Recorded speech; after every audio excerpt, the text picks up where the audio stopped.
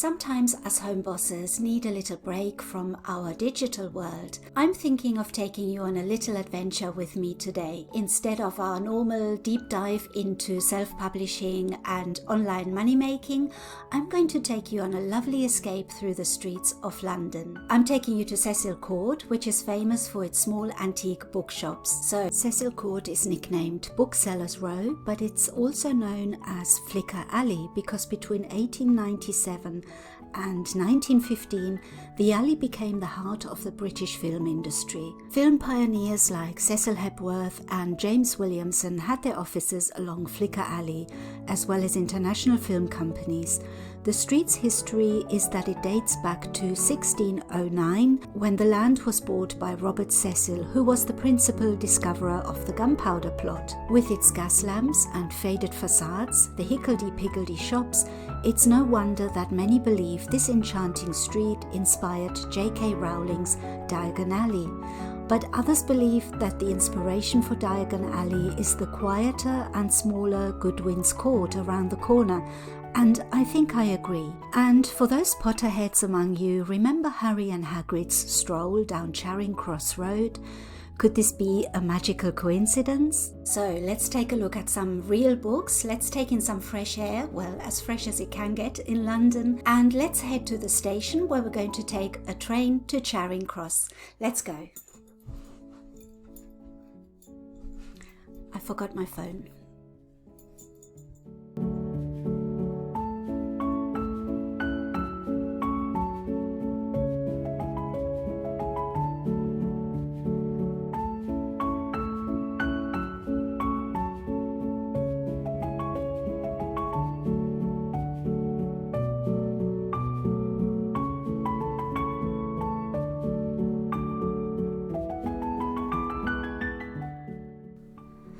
We have arrived at Charing Cross station and now we're going to make our way heading west along Duncannon Street, and from here you can see St Martin's in the Fields, which is a beautiful church, and you can also see Trafalgar Square ahead of you.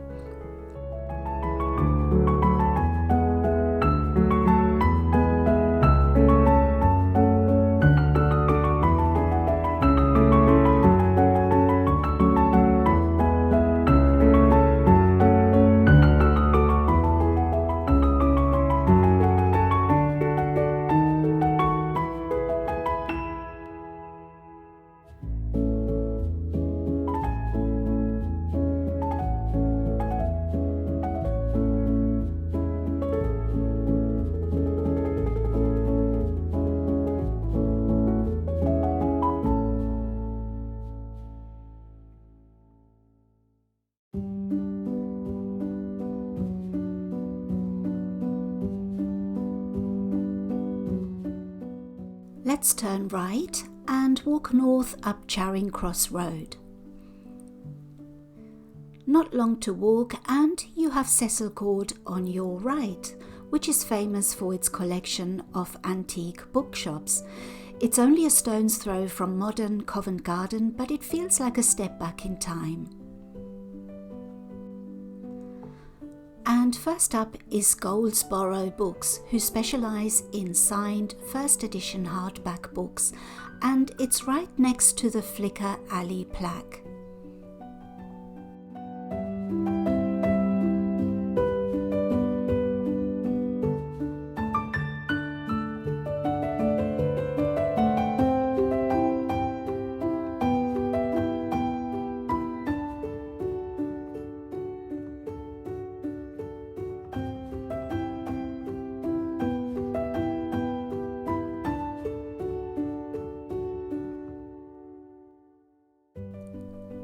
Next up is Watkins Books, who specialise in new, second-hand and antiquarian titles in the mind, body and soul field. The world's largest selections of spiritual and esoteric literature, and alongside the books there is a collection of jewellery, statues, tarot decks, gems, crystals, talismans and incense.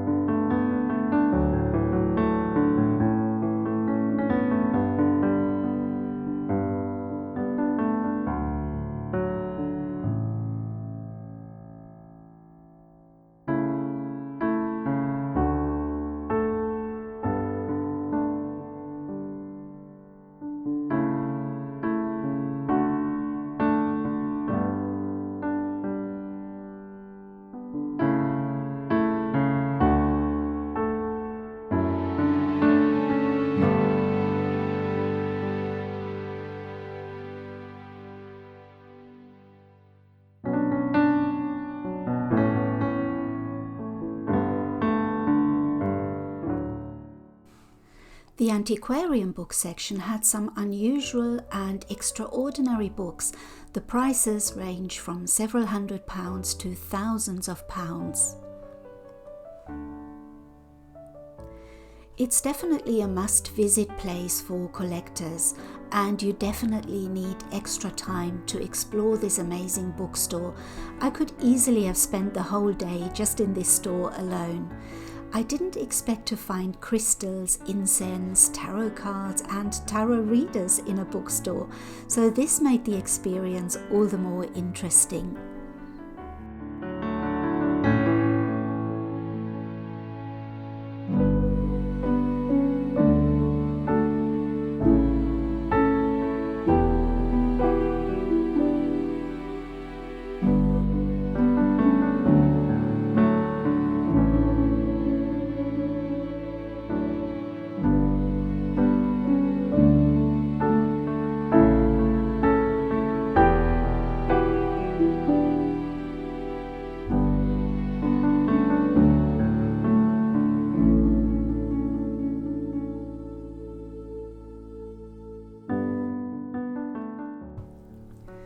Our next stop is Marchpane Children's Books.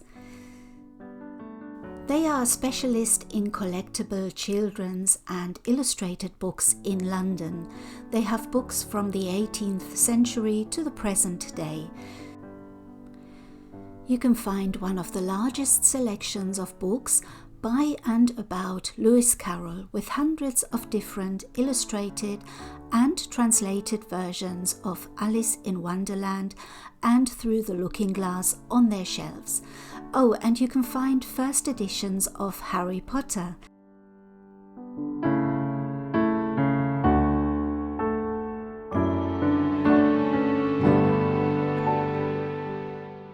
You can find great classics such as Winnie the Pooh, Peter Pan, The Wind in the Willows, The Lion, the Witch and the Wardrobe, The Wizard of Oz, Pinocchio, as well as beautifully illustrated editions of Andersen and Grimm.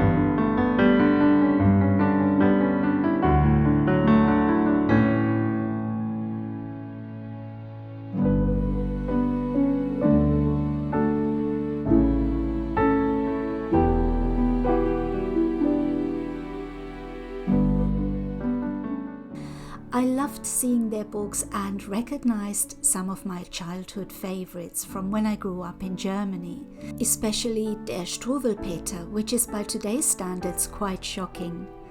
But when I was little, that was quite acceptable then.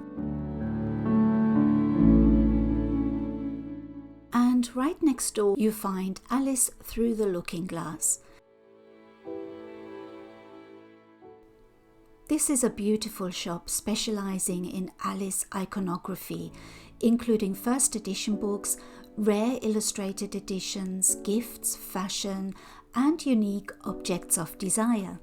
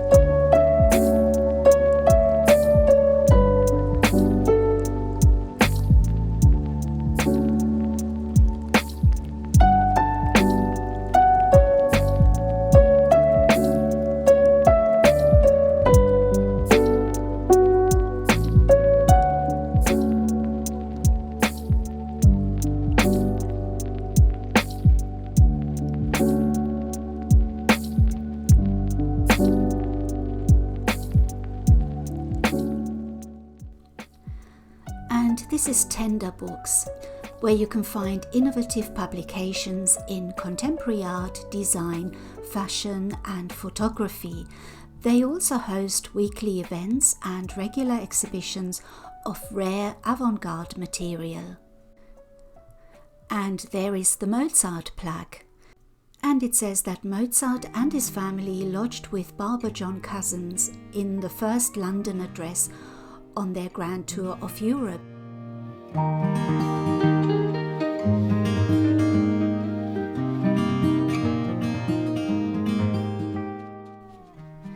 Tinley and Everett is a small shop, but they have a large basement filled with first editions of 20th century literature.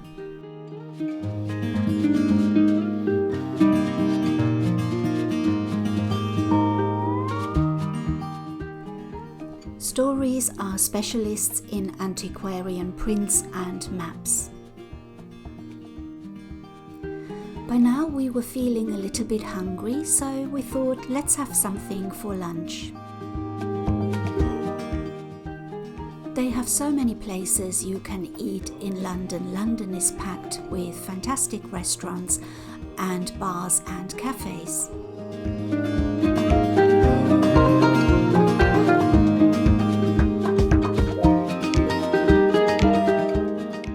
So we had a good look around and we were trying to decide where to go.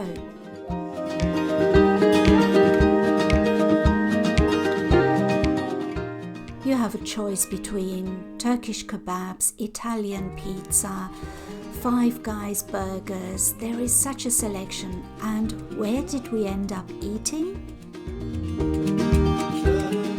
In good old Pizza Express. No surprises there, we often end up in a Pizza Express because we quite enjoy pizzas. After our lunch, we went back onto Charing Cross Road on our way to Foyles, but there are lots of bookshops to explore on the Charing Cross Road as well, so we had a look at any amount of books. They had everything from rare books, first editions, poetry, art, antiquarian and leather-bound books, you name it, they have it. And a little bit further up is Henry Pord's Books, another fabulous store selling second-hand books in a variety of genres, including first editions, great for collectors hunting for that special book.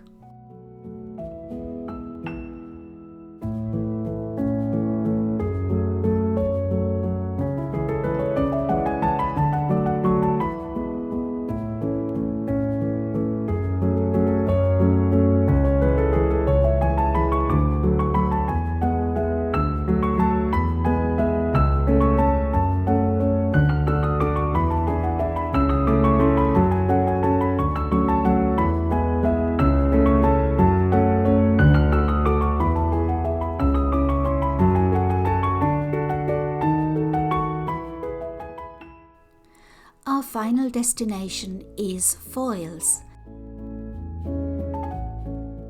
And there it is. Foyles is a bookseller with a chain of 7 stores in England. It is best known for its flagship store in Charing Cross Road. Foyles was once listed in the Guinness Book of Records as the world's largest bookshop in terms of shelf length, at 30 miles and of number of titles on display. It's absolutely amazing and huge, and the entrance and lobby already exceeded my expectations. The first time I came here, I was astounded at how huge this store is. I think every book in the world must be here somewhere. It's so large. Strange to think that this shop was located in Cecil Court in 1904, and it has a completely different feel to those smaller independent shops. At one point, Foyles had a reputation for being very badly run, which for some people held a certain charm. Foyles was modernised in 1999 and was bought by Waterstones in 2018. It's definitely a place for dawdling. You can't come here if you're in a hurry. There's just too much to see and take in.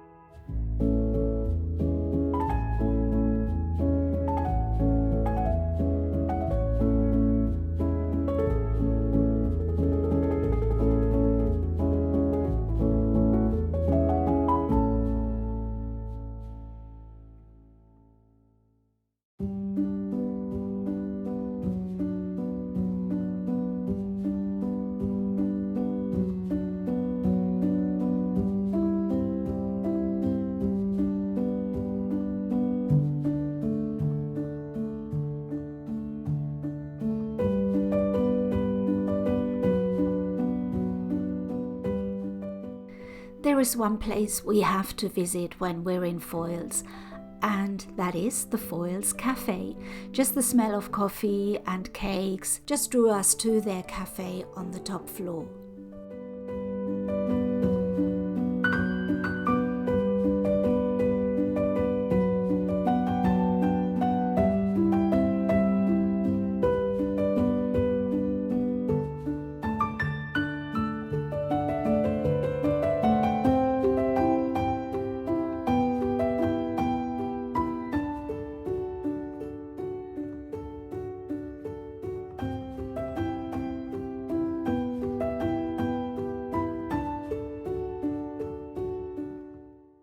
That scone looks delicious, and it really was.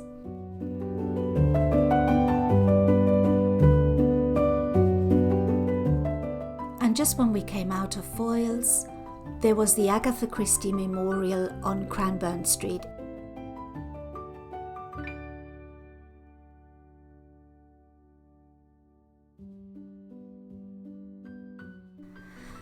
So then it was time to go back home and take the train from Charing Cross.